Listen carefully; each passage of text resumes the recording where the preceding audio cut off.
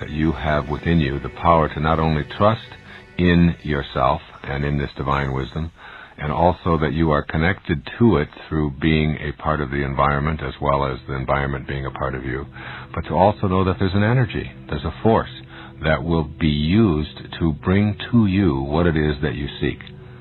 So some of the things that you can do to access this force and to begin to have things show up in your life through this energy is when you first wake up in the morning, ask yourself, how did the conditions of my life that I would like to change first come about? How can I facilitate making conscious contact with my unlimited, invisible source of energy? In other words, stop just seeing yourself as someone that is separate from all of the things that have happened in your life and recognize that there is something that you have been doing to manifest everything that's in your life already. It didn't just happen. Somehow, in some perhaps mysterious way, all that has showed up in your life showed up because of your own inner world and how you connected to it. So just look around and ask yourself, how did this spouse show up? How about these children? How about this furniture that I have? How about this job that I'm in? All of these things, what role did I play in this? Was this just a fortuitous accident of nature, or am I collaborating in some way that I don't quite understand with the forces of nature that bring things to me? And then begin to take some responsibility for it.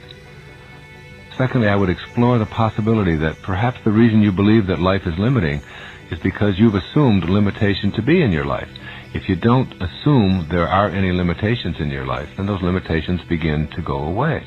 And all of the limitations that you experience and see in your world are really that which is in the physical world. There are only limits in the physical plane, in the right-hand side of the room, as I put it. All of the stuff that you see. Yes, there are beginnings and ends to all of that, as our senses perceive them. But in fact, that's really not who we are. Who we truly are, that divine being that is in all things, is unlimited.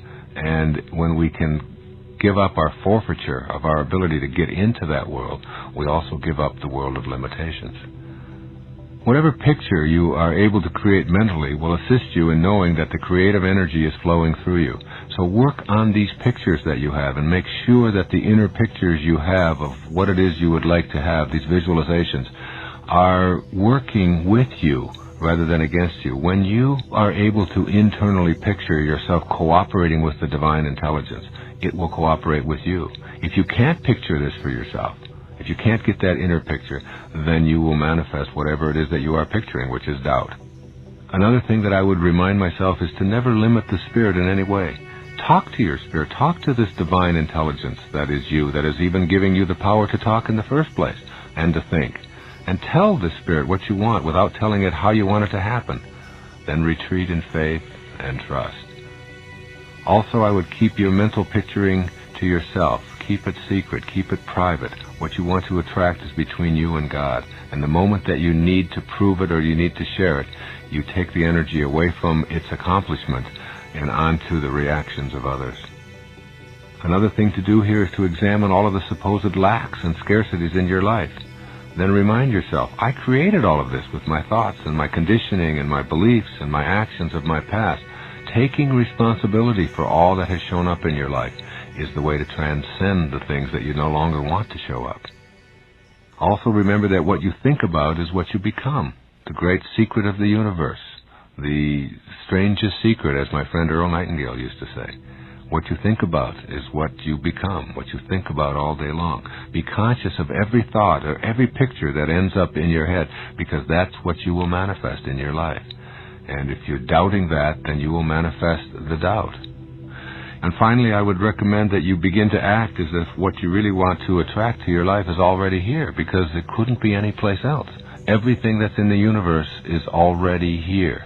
You don't create anything, you just redistribute, and you just attract that which is already here to your life.